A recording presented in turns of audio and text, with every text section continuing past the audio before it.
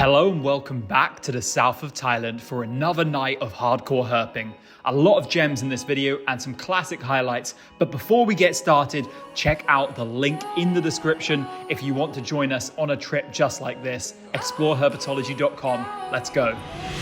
All right, we've arrived at our next location. You can see David chimping in the background and down in the deep south. I absolutely love it here. One of our all-time goated locations. We've got a couple days before the end of the tour and we're going to try and rustle up some good stuff. Last night was amazing. Secret Island was amazing. So make sure you check out the prior videos if you haven't already, but this one's going to be a banger too. So without further ado, let's get right to it. It's getting dark here and we're about to head out. Beautiful sunset out west. Cars ready. Some godbossery going on here. Not sure what exactly. Are you getting in the car or are you walking? Took a long time to get our first snake of the night and surprise, surprise, only the second candidates I've ever seen at this spot. We obviously saw one of these last night in the previous video and it's about the same size and pretty much same levels of both annoying not sitting stillness and also stinkiness. So not a snake I want to spend particularly much time with, especially as it's one we see on the channel all the time. Probably Thailand's most common elapid in the sense of the one which is encountered the most while herping, you know, out in the jungle or even non-forested habitats at night. There's always a good chance of encountering a crate, and when it is, it's usually a black and white banded one like this, Candidus. But I'm gonna let him cruise off. And let's see what else we can rustle up. Snakes have started showing up, which is great. Let's keep this momentum going. All right, things really are looking up. It took us the best part of 2.5 hours to find our first snake. And within 5 minutes, we got two. And the second one, don't know if you guys recognize it. It's freaking big. Let me retrieve it down. Ooh, hello there. Hello. Waiting for everyone to get their guesses in. Get your guesses in. Look at that tail. Look at that head. Look at that body pattern. Come on. You know what it is, guys. Come on. Unravel. There we go. It's a lovely dog-tooth cat snake. Nice, kind of typical, plain yellow-headed morph. Not melanistic or anything. And look at that. Can scoop him right out of this tree and he is gentle as anything. Docile. Not trying to bite. Not musking. Nothing. I'm going to get him into a better position so I can film some more. All right, I got him to mellow out. Now you can see this lovely species in my hand. I love their kind of yellowish head. This one's only got a pale brown head, but it's not a particularly beautiful individual. You know, we've seen ones on this channel which were so yellow across the body, but this one's mainly plain brown with some darker markings and not much yellow on the tail either. A pretty washed out individual, but still a species which I love a lot. You know, when I first came out to Thailand, I heard that the species was really defensive and quick to bite, but I've always found that if you pick them up gently, they're actually very, very unlikely to bite. And this one hasn't even attempted to do so at all, even though, you know, I'm kind of grasping several of his coils here in the mid-body. But yeah, I'm not going to spend too much longer with this one because we've seen a lot of these on the channel in the past, and I want to get out and do some more herping. So I'm going to let this go now.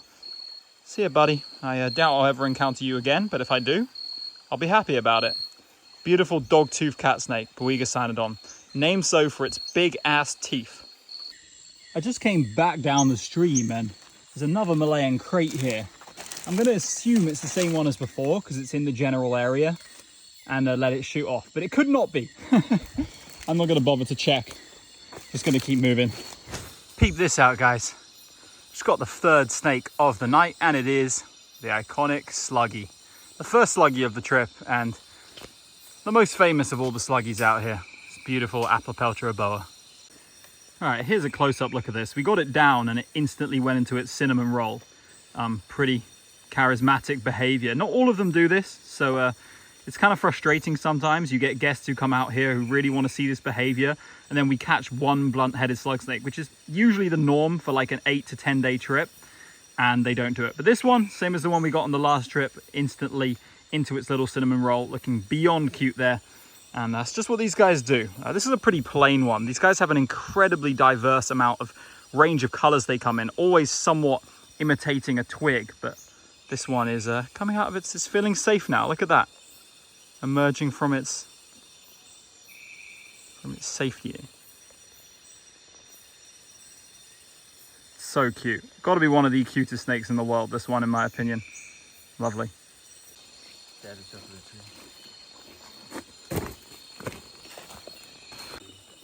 Alright, after that slow start to the night, it's just turned into a regular good old biodiverse night of herping in the deep south of Thailand. And David picked up this absolutely beautiful white-bellied rat snake. It's not too green on the upper body. Some of them can be so green, but if you look at the rear half, it's almost like orange with how pale brown it is, which is a really nice touch. And of course, this is actually quite big. This guy's over 5 feet long, especially look how far the tail goes down there.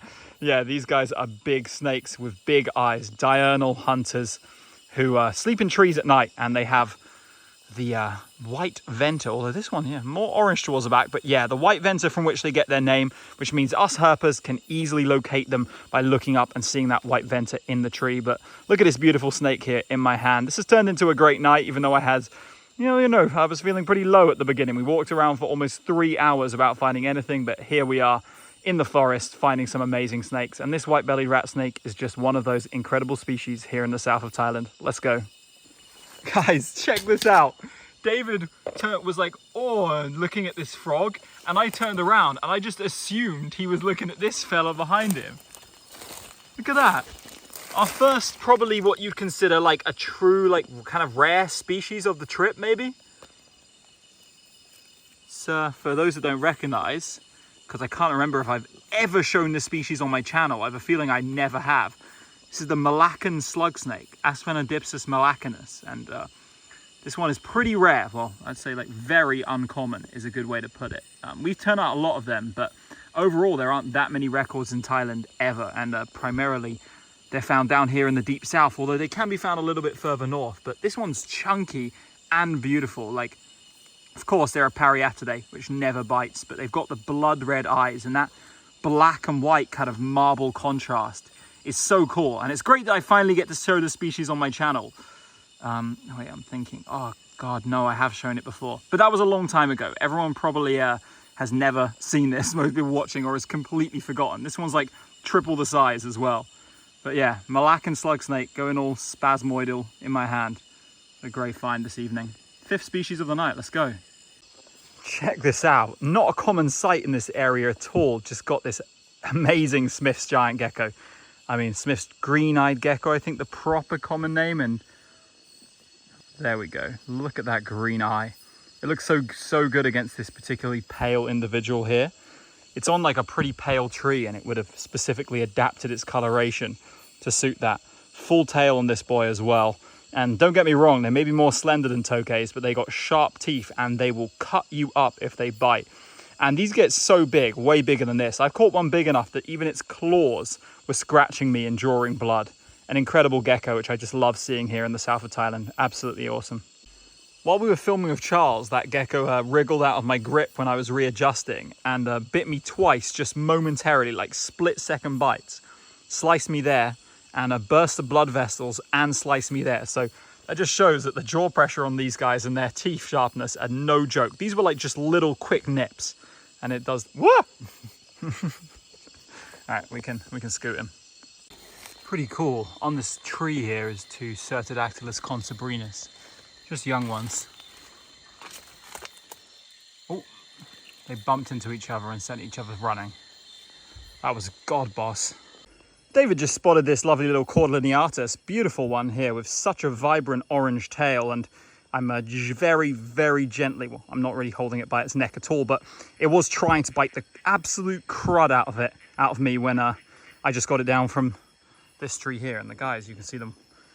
Yeah, as usual with bronzebacks, involves quite a lot of climbing, and as usual with this species, involved quite a lot of biting. Luckily, this time not to my skin, otherwise you'd see blood all over my hands. I intentionally got it to bite my trousers, and then as soon as it latched on and started chewing, gently got it by the head, eased its teeth off, and now I have this lovely snake in hand. This is the first one of the trip, quite far into the trip as well, and definitely not a bad snake to see. I like this species, even though catching it is always a pain in the hands is a good way to describe it. Whoa, just spooked a big melanota. I was creeping up on him, he was way up there, but as soon as I shone my torch on, he just started scooting. At least we got something along the stream. It's been a little bit dead so far, but still got a lot of time at least. I'm on my own right now because the other guys are like, I don't know, 50 meters back down the stream. Our guest isn't the fastest walker ever, but this is a big one. Not as thick as certainly ones we've seen, but a good 1.6 meters, you know, almost close to 6 feet for sure. Beauty.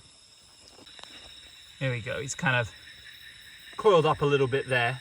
Got a tiny bit defensive. I don't think he's in like strike form, but he's certainly keeping a very watchful eye on me. I think he's expecting to be grabbed. Perhaps this one has been caught by herpers before. Herpers certainly come to this spot here in the south every now and again. So really pretty one, this one. Nice kind of extended bands on the latter and then super reduced, even spotted bands up here. How cool is that? Beautiful Boiga melanota. Check this out. Just got a rare Phaloderma, one of the bug-eyed frogs. I've seen this one a couple times down here. Always great to see this species. This is actually my first time ever finding this one personally myself, like being the one to spot it. So little miniature milestone in a night which has otherwise been kind of unproductive so far, but we got a lot of time to turn it around. So let's go. Starting to rain too, which you guys can clearly see and hear. And I've got this beautiful frog, which just dive bombed to the floor. Guys, this is when things get tough. Walking in the pouring rain, completely soaked through. What's that on the trail? Little Megophorus nasuta in situ. But yeah, soaked through on the trail.